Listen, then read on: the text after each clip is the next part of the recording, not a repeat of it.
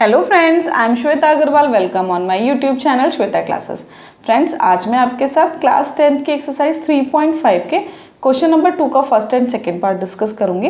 In the first part we have two equations and the equations have infinite many solutions, and we know that if the equations has infinite many solutions, then both the equations having the condition a1 upon a2 is equal to b1 upon b2 is equal to c1 upon c2. Okay, so first of all we will find the value of our a1, a2, b1, b2 and c1, c2.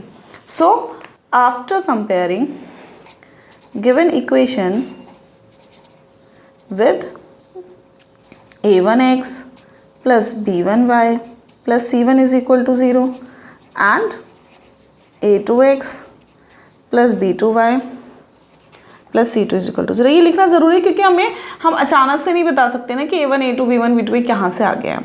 तो जब हमने इन given equations को compare किया है अपने standard forms के साथ, तो what we will get, a1 is equal to 2, b1 is equal to 3 and c1 is equal to 7 -7 and a2 is equal to a minus b, b2 is equal to a plus b and c1 is equal to negative में ले लेते हैं क्योंकि हम standard form से compare कर रहे हैं ना, तो हमें लेफ्ट हैंड साइड में लेके जाना पड़ेगा। Now what we know that for infinite many solutions, ठीक है, number of solution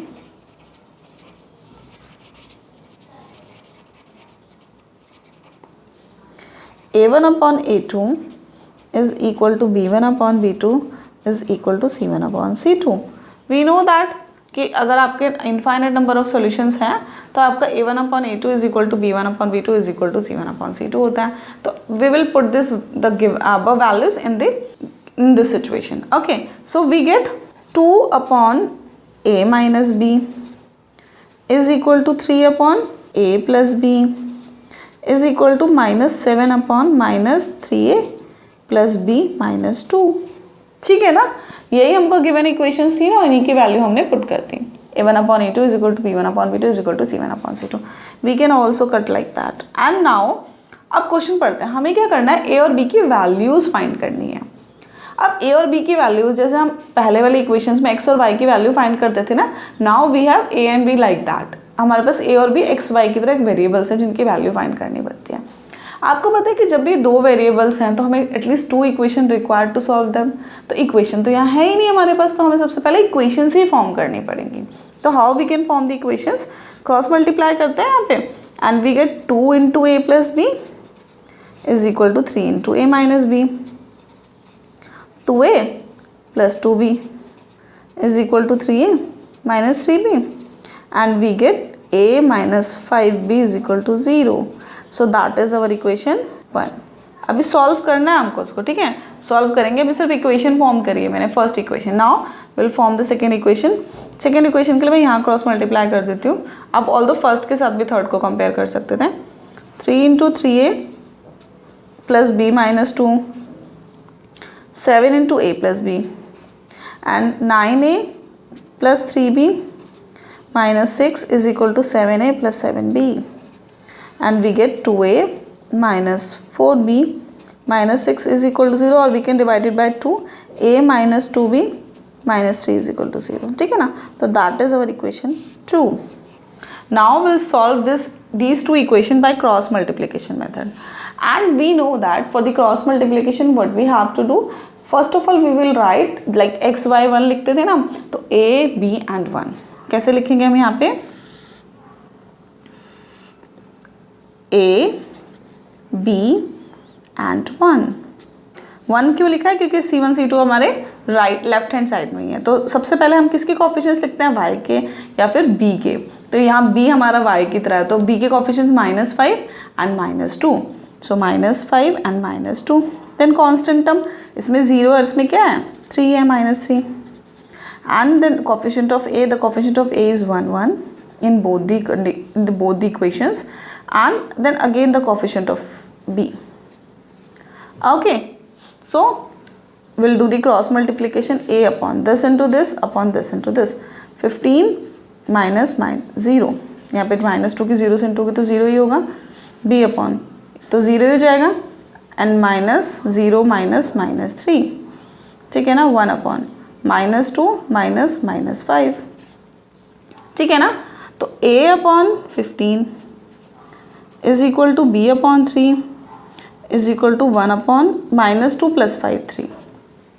Okay, now we'll compare a and b with the constant term, and if we compare a with the constant term we get a upon 15 is equal to 1/3 and the value of a is 5, and for the b we get b is equal to 1. आप देख सकते हो ऊपर already comparison है तो ये 3 से 3 cancel out हो जाएगा और 1 आ जाएगा, तो यहाँ पे आपकी a और b की वैल्यू ये 5 और 1 आ गई है। बहुत सिंपल सा था ये आपका पार्ट 1, बट बहुत इंपॉर्टेंट क्वेश्चन है। इस क्वेश्चन को आप अच्छे से प्रैक्टिस करना, ये क्वेश्चन बोर्ड एग्जाम में भी आया हुआ है, टेस्ट में भी आएगा आपके, इसको फोकस करना है। क्यों? क्योंकि इसमें ना बच्चे समझ नहीं पाते हैं कि एक्चुअली क्या है, वो कंफ्यूज हो जाते हैं, वो सोचते हैं इनफाइनाइट मैनी सॉल्यूशंस दिया है, ए और बी की वैल्यू फाइंड करनी है, तो हमें सबसे पहले इनफाइनाइट मैनी सॉल्यूशन वाली कंडीशन अप्लाई करना है, देन आफ्टर ए और बी के लिए इक्वेशंस फॉर्म करनी है क्रॉस मल्टीप्लाई करके।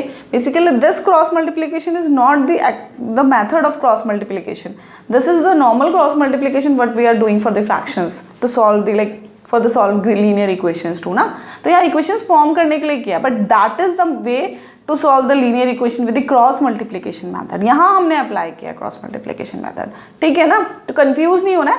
फर्स्ट ऑफ ऑल हमने अपना कंडीशन अप्लाई करी, देन आफ्टर हमने इक्वेशंस फॉर्म की, एंड देन आफ्टर हमने क्रॉस मल्टीप्लिकेशन मेथड को यूज़ करके यहाँ पे ए एंड बी की वैल्यूज फाइंड करी, and that is our answer. बहुत सिंपल क्वेश्चन है, फोकस करके प्रैक्टिस करेंगे तो आपसे ईजिली हो जाएगा। Now will do the part 2। Now in part 2 we have 2 equations and the equation have no solution, ठीक है, और हमें k की वैल्यू फाइंड करनी है यहाँ पे। तो फर्स्ट ऑफ ऑल हमें ये पता होना चाहिए कि नो सॉल्यूशन की कंडीशन क्या होती है।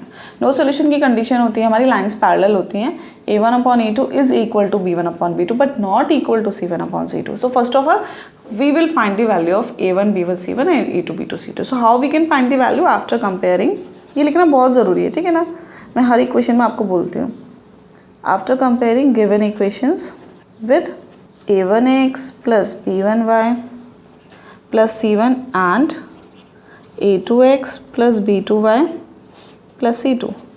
Now a1 is equal to 3, b1 is equal to 1 and c1 is equal to -1, and a2 is equal to 2k minus 1, b2 is equal to k minus 1 and c2 is equal to -2k plus 1, ठीक है ना। Now for no solution, we know that for no solution what is the condition, a1/a2 is equal to b1/b2 but not equal to c1/c2। अब ना बहुत सारे बच्चे क्या करते हैं, सिर्फ a1/a2 is equal to b1/b2 दिया, क्रॉस किया, वैल्यू निकाल दी, but actually the not important part is equally important. दोनों को ही करना ज़रूरी है, नहीं करोगे तो कुछ गड़बड़ हो सकती है। मैं बताती हूँ, हमें दोनों को मिला के आंसर्स निकालने होता है, अभी आपको बताते हैं। इससे पहले कि एग्जाम्पल भी दिया, आप उस पर भी फोकस कीजिएगा, वो भी शायद नो सॉल्यूशन का या फिर इनफाइनाइट मैनी सॉल्यूशन का है, उसको भी देखिएगा, वो भी सेम टाइप का ही क्वेश्चन है इस एक्सरसाइज से जस्ट पहले वाला एग्जाम्पल, वो भी बहुत इंपॉर्टेंट क्वेश्चन है। मैं आप एग्जाम्पल्स के लिए भी, कुछ इंपॉर्टेंट एग्जाम्पल्स के लिए भी वीडियो अपलोड करूँगी। First of all we will upload the videos for only for the exercises, ठीक है। सो 3/2k minus 1 is equal to 1/k minus 1 is not equal to -1/-2k plus 1, ठीक है, माइनस माइनस कैंसिल। तो first of all ये cross करते हैं यहाँ पे, 3k minus 1 is equal to 2k minus 1, 3k minus 3 is equal to 2k minus 1 and k is equal to -1 + 3 2। तो k की वैल्यू तो आ गई। बच्चे सोचेंगे वो क्या, बस छोड़ देते हैं यहीं पे आंसर, बट नहीं, we have to solve this part also ना, आई टोल्ड यू। तो जब यहाँ क्रॉस मल्टीप्लाई करेंगे हम, तो हम इक्वल की तरह ही चलाते हैं यहाँ पे भी। हाँ, 2k minus 1 is not equal to k minus 1, ठीक है ना, बस नॉट इक्वल टू का साइन है, बट सॉल्व हमें इक्वल की तरह ही करना है। And then 2k minus k is not equal to -1, ये माइनस मतलब इक्वल वाले साइन की तरह ही सॉल्व करते जाना हम। तो देखिएगा यहाँ हमको पता चल गया कि k की वैल्यू 2 हो सकती है, क्योंकि सेकंड पार्ट से पता चल रहा है कि k की वैल्यू -2 नहीं है, बट 2 तो हो सकती है ना. So the answer is the value of k is 2. अब मैं आपको बताती हूँ कि इसको फ़ायदा क्या हुआ सॉल्व करने का. देखिए लेट अस सपोज अगर हमारा कुछ इस तरह की सिचुएशन आई होती k square is equal to 4, then k की वैल्यू प्लस माइनस 2 आ गई होती. लेट अस सपोज यहाँ पे एक एग्जाम्पल के लिए मैं बताती हूँ आपको. ठीक है, ठीक है, एग्जाम्पल देखिएगा. लेट अस सपोज k की value k square is equal to 4 आ जाता और k की वैल्यू प्लस माइनस 2 आ जाती और दूसरे वाले केस क्या देता k is not equal to -2. तो फिर इस केस में हमें क्या करना पड़ता, इस -2 वाली वैल्यू को हटाना पड़ता, तो सिर्फ k की वैल्यू 2 आती. तो इसलिए जो दूसरा वाला पार्ट है ना वो भी इंपॉर्टेंट है. और अगर लेट अस सपोज वो बोल देते k इज इक्वल टू 2 और सेकेंड वाले में k is equal to k is not equal to 2 आ जाता, तो फिर नो सॉल्यूशन हो जाता. मतलब दोनों को मिला के आपको आंसर का कंक्लूजन निकालना है. एक ने बोला है, दूसरे ने बोला नहीं है, तो हम बोलेंगे है ही नहीं. ठीक है ना. तो दोनों पार्ट्स इक्वल इंपॉर्टेंट है. दूसरा नॉट इक्वल टू वाला पोर्शन भी आपको सॉल्व करना है. ठीक है ना फ्रेंड्स. होपफुली आपको ये क्वेश्चन समझ आया होगा. इंपॉर्टेंट क्वेश्चन है. अब हमारे क्योंकि बोर्ड एग्जाम में MCQs और जो 1 मार्कर क्वेश्चंस भी आते हैं, तो उनमें एक क्वेश्चन इस टाइप का क्वेश्चन आता है एग्जाम में. तो आप इस क्वेश्चन को अच्छे से प्रैक्टिस कीजिएगा. इसकी पूरी एक्सरसाइज भी RD में गिवन है, आप उसको भी ट्राई कर सकते हैं. अगर आपको कोई क्वेश्चंस नहीं आ रहे हैं पर्टिकुलरली, तो आप मुझे कमेंट्स में भी पूछ सकते हैं. मैं उसकी भी वीडियोस अपलोड कर दूंगी आपके लिए. फ्रेंड्स, अगर आपको मेरे साथ क्लास 10th का फुल सिलेबस करना है और आपको मेरे मेथड्स ईजी लग रहे हैं, समझ आ रहे हैं, तो please like, share and subscribe my videos. Thank you so much friends.